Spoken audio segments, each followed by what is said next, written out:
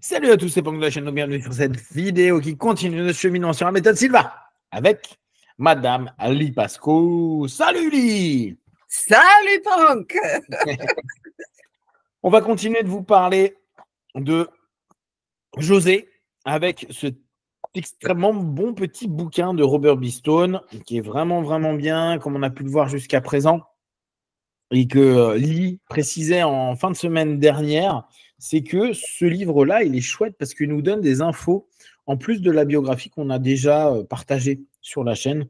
Et c'est assez cool parce que plus on étudie la méthode, plus nous, on se pose des questions, puis plus les petites anecdotes, c'est sympa. Je pense que c'est un des trucs qu'on aime bien, notamment quand on a eu Ed ou Laura, etc. C'est pouvoir se dire, il y a des anecdotes qui, entre autres, peuvent nous faire comprendre pourquoi les choses fonctionnent comme ça, ou comment c'était quand on est hors cours, hors cadre, etc. Donc, ce bouquin, il est vraiment sympa. On est page 94 et en l'occurrence, ce que j'avais surligné, c'est My name is Mary. Ah oui, là, c'est la première fois que Harry McKnight qui voulait en fait faire le cours, et c'était pour pour payer le cours. Et c'est assez amusant parce qu'il t'explique un petit peu dans cet article-là que Harry, au départ, n'a pas payé et que José a dit ultérieurement, heureusement, quoi, je ne l'ai pas fait payer, il est venu, il a adoré, et McKnight a énormément aidé José. De mémoire, tu m'avais expliqué que Harry, c'est celui qui a fait écrire la première fois le cours à José, c'est ça, hein? Justement, avant ça, il n'y avait pas de manuel. Il a fait tout ça directement à partir de sa tête. Et le moment qu'il a commencé même à former des instructeurs, c'était clair que les instructeurs avaient besoin d'un texte quand même. Surtout, il ne fallait pas trop changer. Et ça, c'est quelque chose qui a été vraiment strict pendant toute la vie de José Silva. N'importe quel instructeur devrait avoir le même texte pour que ça soit vraiment compatible partout dans le monde, quoi. C'est intéressant parce que je trouve que rien que cette notion-là, donc on a Harry McKnight qui rentre un petit peu dans la méthode à ce moment-là. Je ne sais plus si on a les dates. Non, on ne les a pas trop. Mais on est toujours autour des années 60, 63, 64, etc., 66, pardon. 66. Donc, on doit être autour des années 66, 67. Ce qui est assez intéressant, c'est quand on y pense. Hein, nous, on a pris du temps pour vous décrire, redécrire le livre de cours que vous connaissez. Imaginez, quoi, on voit bien que c'est la genèse de la méthode. Parce qu'à l'époque, imaginez maintenant la méthode qui n'est pas structurée comme on le connaît. Avec Lee, on a pris du temps pour vous expliquer, waouh, c'est génial, là, il fait une métaphore, là, il répète ça, là, il répète telle phrase. Mais en fait, il avait fait la méthode sans forcément structurer de la même façon un manuel. On voit qu'il a pris du temps, il a bossé 10 ans sur sa méthode, bien plus, mais on va dire pour la structurer, pour aller vers quelque chose.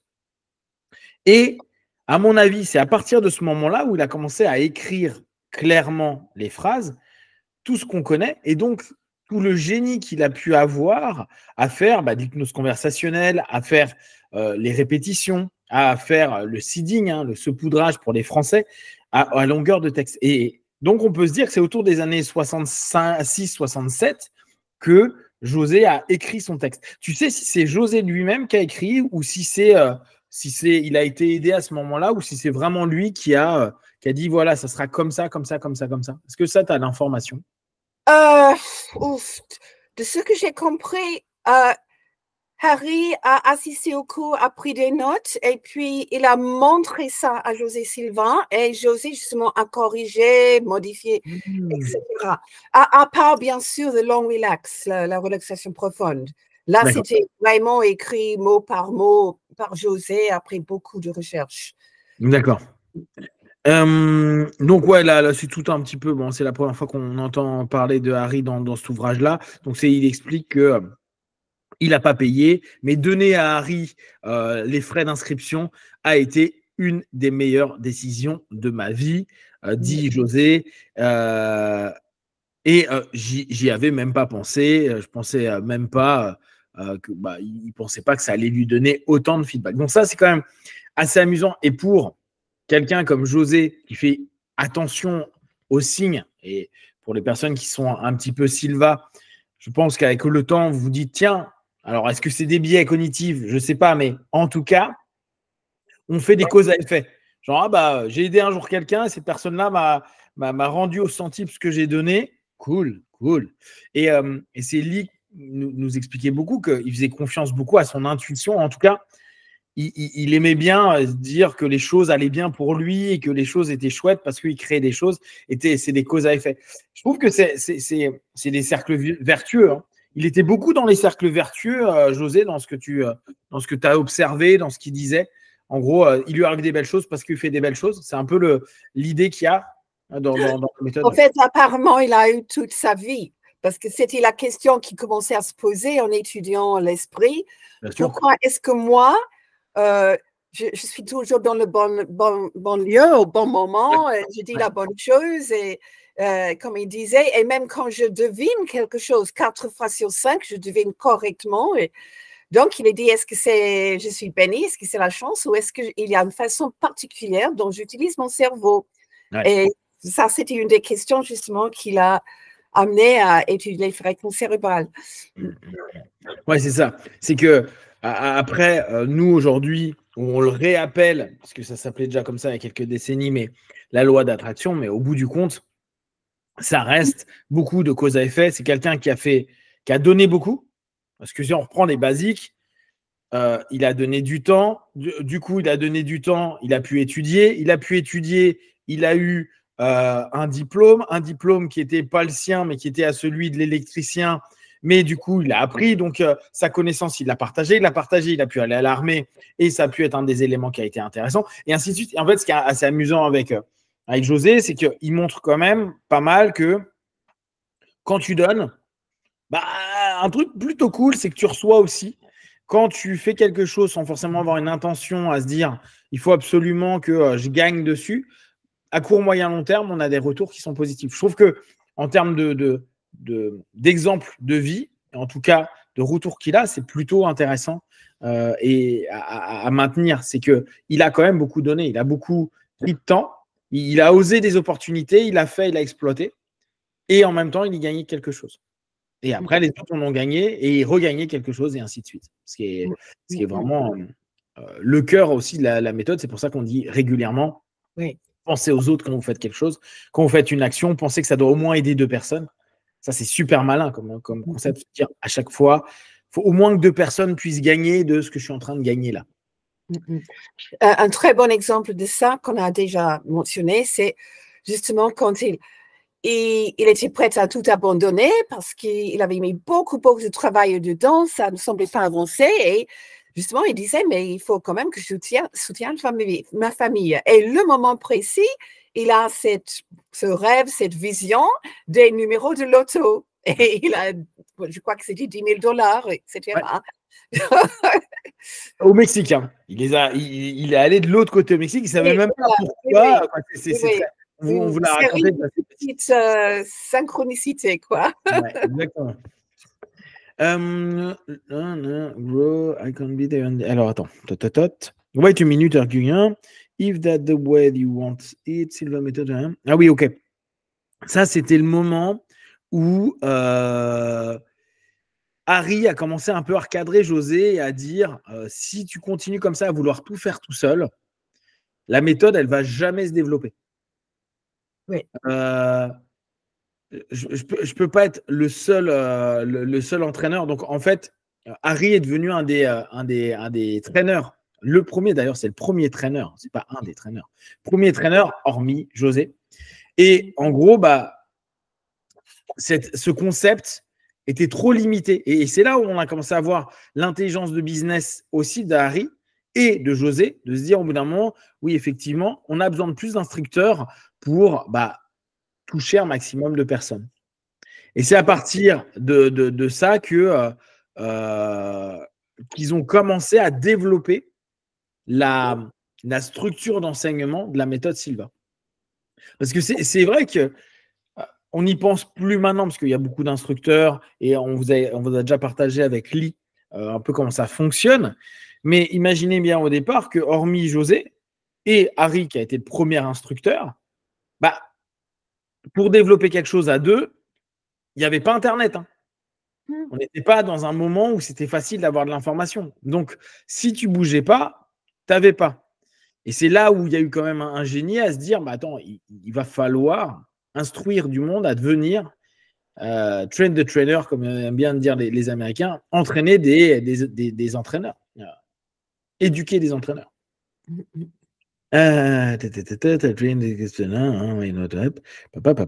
Donc, Harry a fait un voyage à Amarillo pour voir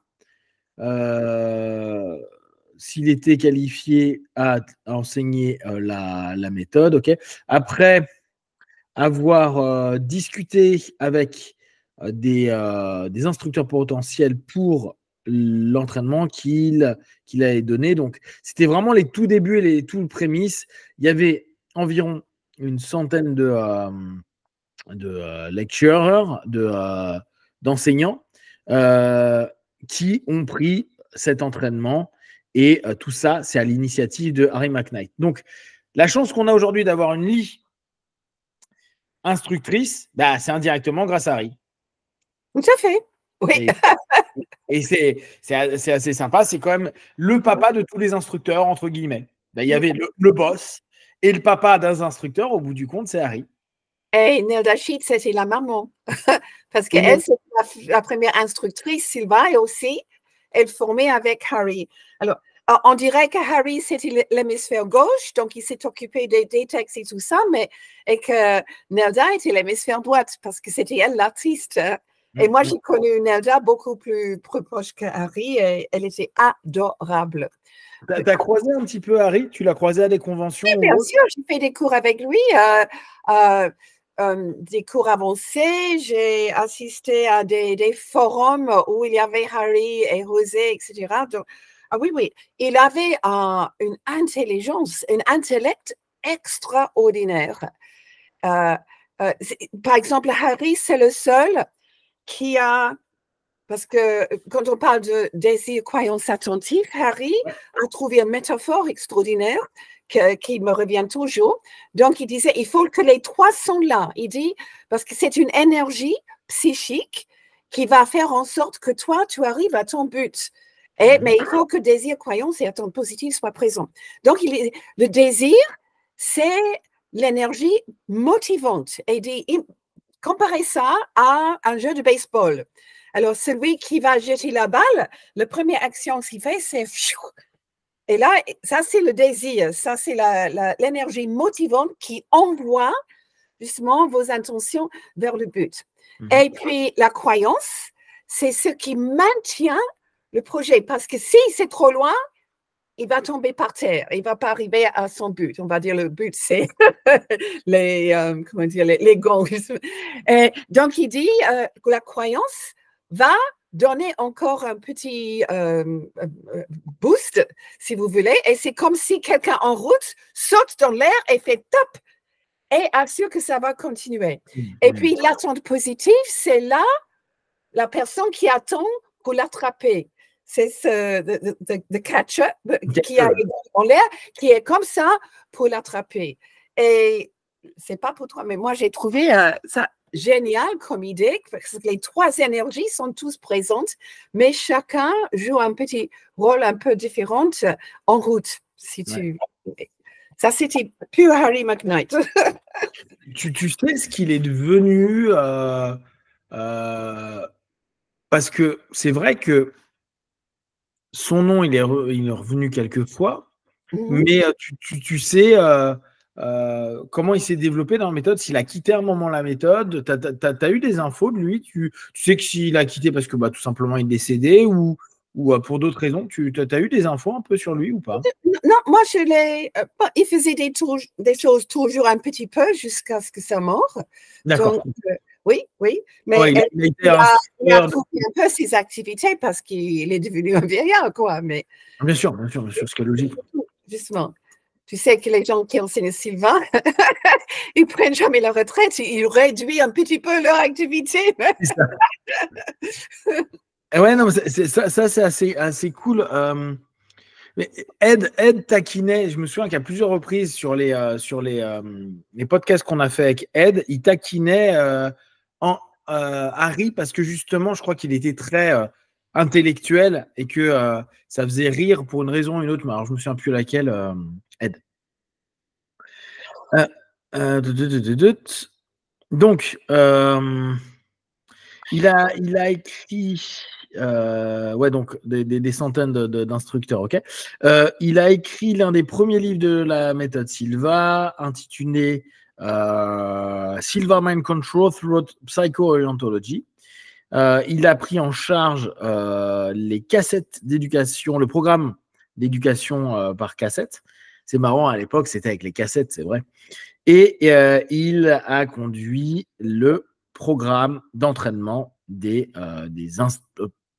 lectureurs, donc des instructeurs en fait. Donc Harry McKnight, c'est vraiment un nom important pour nous dans la genèse un petit peu de la méthode Silva. Robert, il dit, j'ai reçu mes lectures, mes entraînements, pardon, en 75 avec Harry et Nelda Sheets. Donc, voilà. Il a eu un truc sympa. L'une était une des premières artistes à Amarillo. Et j'ai pris des graded lectures avec José et Harry. Ah ouais, Harry, à l'époque, il était très, très... Bah oui, ce qui est logique, c'était le binôme de José. Donc, il était extrêmement présent pour la méthode et pour l'enseignement. Donc ça, j'ai trouvé que c'était intéressant parce que c'est vrai que jusqu'à présent, on n'a pas beaucoup parlé de Harry et je trouve ça très chouette que Robert il prenne du temps pour parler avec. On a encore un petit, c'est pas vraiment métaphore, mais une petite citation de Harry quand on parle de justement avoir toute l'intelligence. Oui, être infini, éternel, omniscient. Ça, c'était Harry, justement, qui a... Quand tu peux aller plus loin, oui, il y a tout un laïus qui est sympa. Je trouve vraiment qu'il avait une manière d'amener les choses comme Robert. C'est intéressant vraiment de voir comment ils ont pu, avec leur propre personnalité, proposer une perception et une utilisation de la méthode qui est vraiment chouette. Harry et José. C'est James Needham, je le connais aussi. Ah bah justement, tu vois. Je suis arrivée juste avant que tout le monde était décédé. C'est ça. Harry et José ont convaincu James Needham, justement, un flight instructeur de Lubbock, de devenir le 3e Silva Mind Control instructeur. Et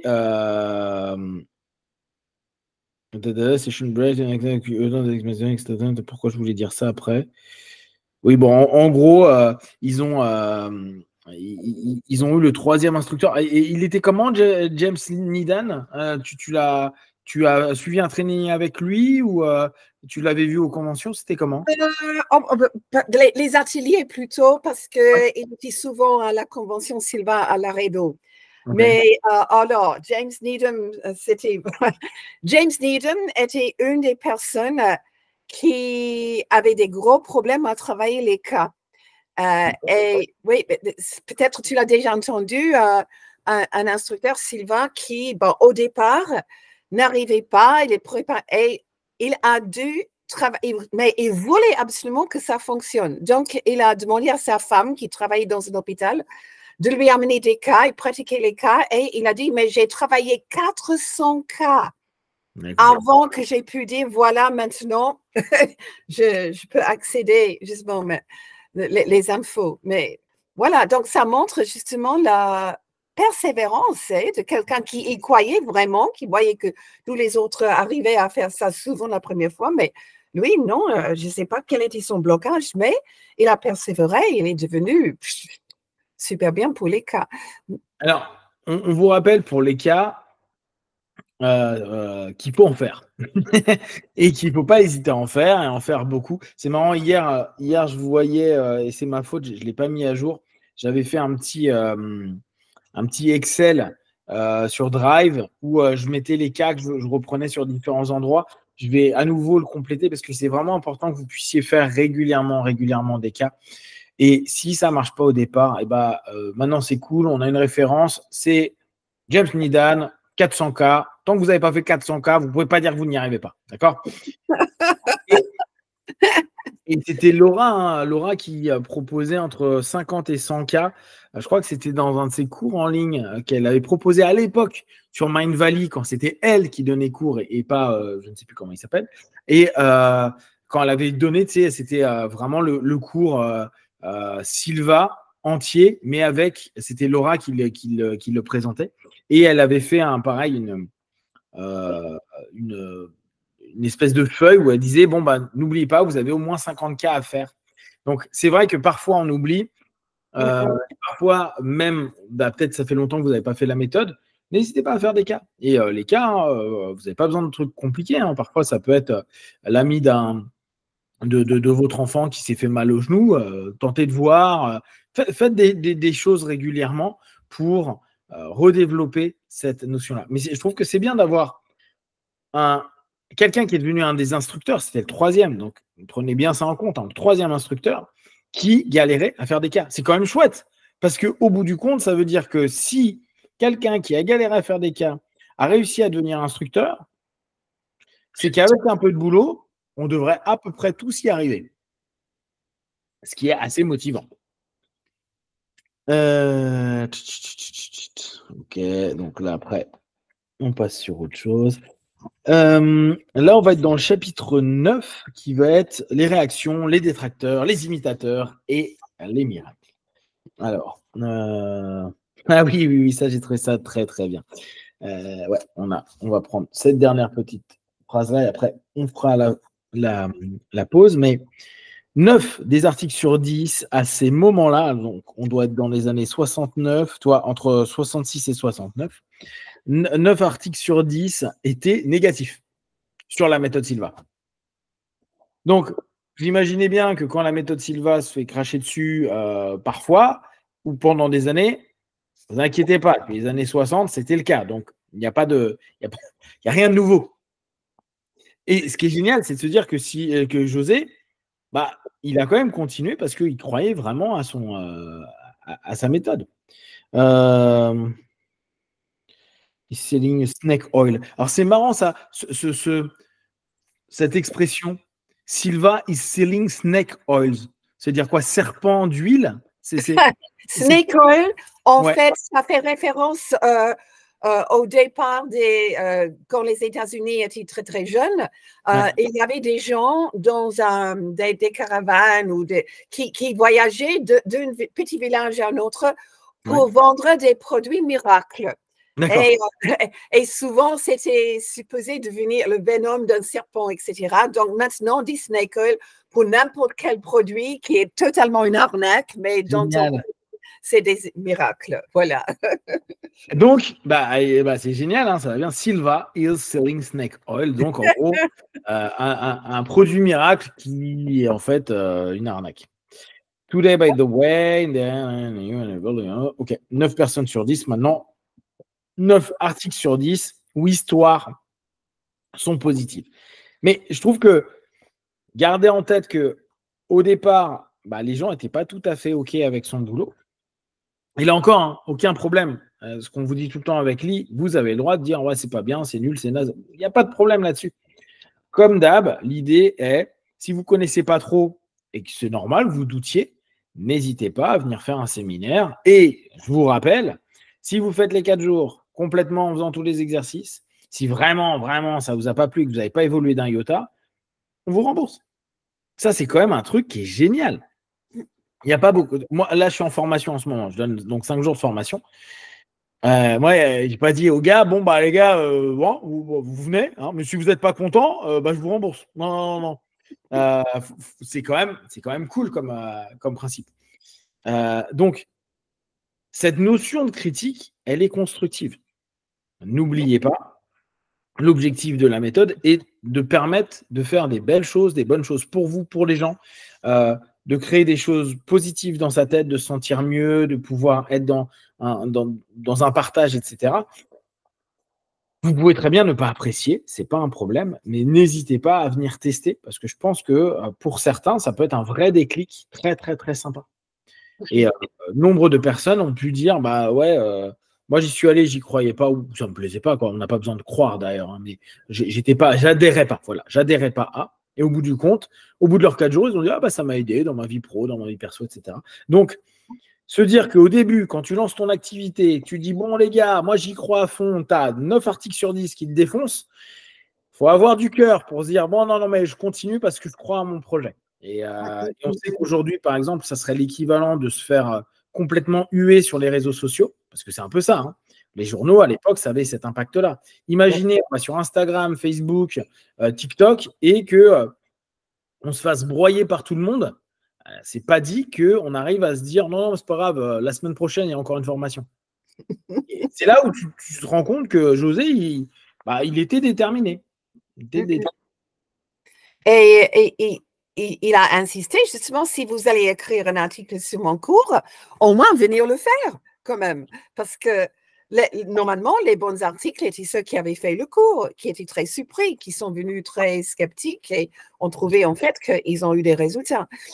Mais comme tu dis toi-même, n'y croyez pas forcément, mais osez tester pour toi-même. Et alors, quand les gens ont testé, la plupart des journalistes qui ont testé, ils ont écrit des super articles.